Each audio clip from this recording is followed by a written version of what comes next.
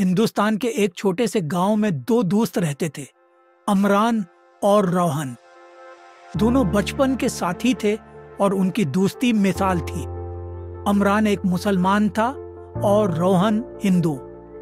مذہب کے فرق کے باوجود ان کے دل ہمیشہ محبت اور احترام سے بھرے رہتے تھے۔ ایک دن کی بات ہے جب گاؤں میں میلاد نبی کا دن قریب آ رہا تھا۔ یہ دن مسلمانوں کے لیے بہت اہم ہوتا ہے کیونکہ یہ حضور پاک کی ولادت کا دن ہے۔ عمران کی فیملی ہر سال بڑی عقیدت اور خوشی سے میلاد نبی کی محفل منعقد کرتی تھی۔ اس سال عمران نے سوچا کہ کیوں نہ روہن کو بھی اس محفل میں بلایا جائے۔ عمران نے روہن سے کہا، یار روہن، اس سال میلاد کی محفل میں تم بھی ہمارے ساتھ شامل ہو۔ میں چاہتا ہوں کہ تم دیکھو ہم کیسے حضور کی محبت میں یہ دن مناتے ہیں۔ روہن مسکراتے ہوئے بولا، میں ضرور آؤں گا عمران، تمہاری محفل کا حصہ بننے کا مجھے بے حد شوق ہے۔ مجھے خوشی ہے کہ تم نے مجھے مدعو کیا۔ یہ سن کر عمران کا دل خوشی سے جھوم اٹھا۔ اس نے اپنے گھر والوں کو بتایا کہ اس بار روہن بھی ان کے ساتھ اس محفل میں شریک ہوگا۔ عمران کے والدین نے بھی خوشی سے روہن کا استقبال کرنے کی تیاری شروع کر دی۔ جب میلاد النبی کا دن آیا، پورا گاؤں عقیدت اور نورانی ماحول میں ڈوبا ہوا تھا۔ ہر طرف چراغاں تھا اور نعتوں کی گونج فضا میں سنائی دے رہی تھی۔ عمران نے خاص طور پر روہن کو اپنے ساتھ بیٹھایا۔ محفل کا آغاز حضور کی تعریف میں نعت خوانی سے ہوا۔ روہن کو شروع میں تھوڑا عجیب لگا کیونکہ وہ اس طرح کی مذہبی محافل میں پہلے کبھی شامل ہوا تھا۔ لیکن جیسے جیسے نعت خوانی کی روحانی گونج اور حضور کی محبت کے قصے سنائے جانے لگے، روہن کے دل میں ایک عجیب سکون اور محبت کی کیفیت پیدا ہونے لگی۔ محفل کے بعد عمران نے کہا، روہن، یہ تو بس آغاز تھا۔ ہمارے نبی پاک کی زندگی محبت، اخلاص اور انسانیت کا درس دیتی ہے۔ آج رات ہم سب مل کر کھانا کھائیں گے اور تمہیں ہمارے روایتی پکوان بھی چکھنے کا موقع ملے گا۔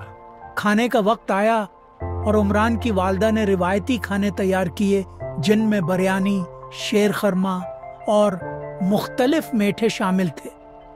روہن نے زندگی میں پہلی بار اتنا لذیذ کھانا چکھا۔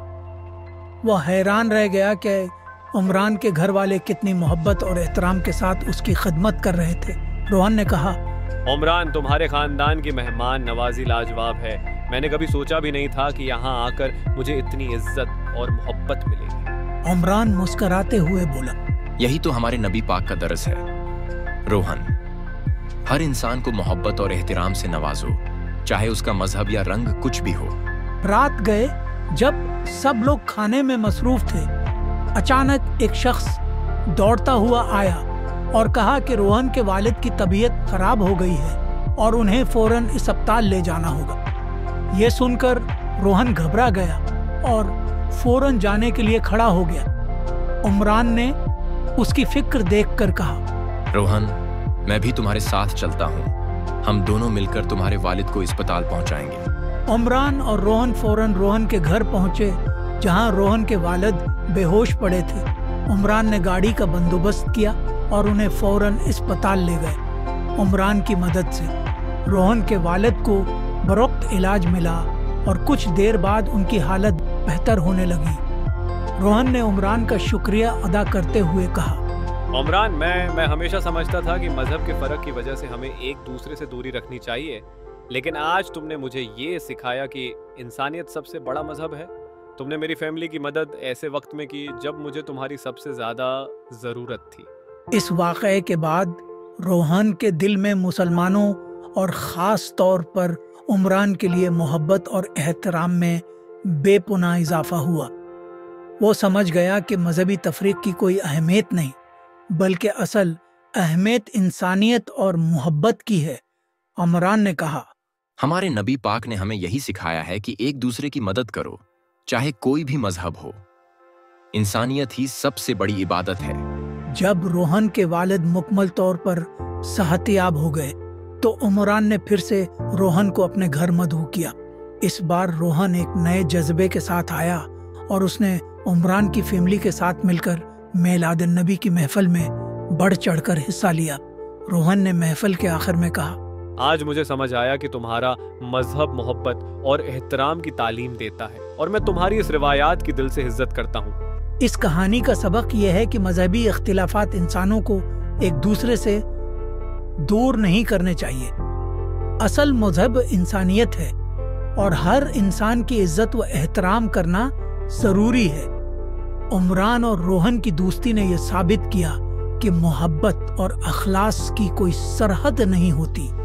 हर शख्स को अपनी रवायात का एहतराम करते हुए दूसरों के अकायद की इज्जत करनी चाहिए। मोहब्बत और इंसानियत वो पल हैं जो दिलों को जोड़ते हैं, चाहे हम किसी भी मजहब से ताल्लुक़ रखते हों। बच्चों, अगर आपको ये की कहानी पसंद आई तो लाइक करो, सब्सक्राइब करो और शेयर भी करना ना भूलना। और अगली बार फिर आएंगे एक और मज़े की कहानी के साथ।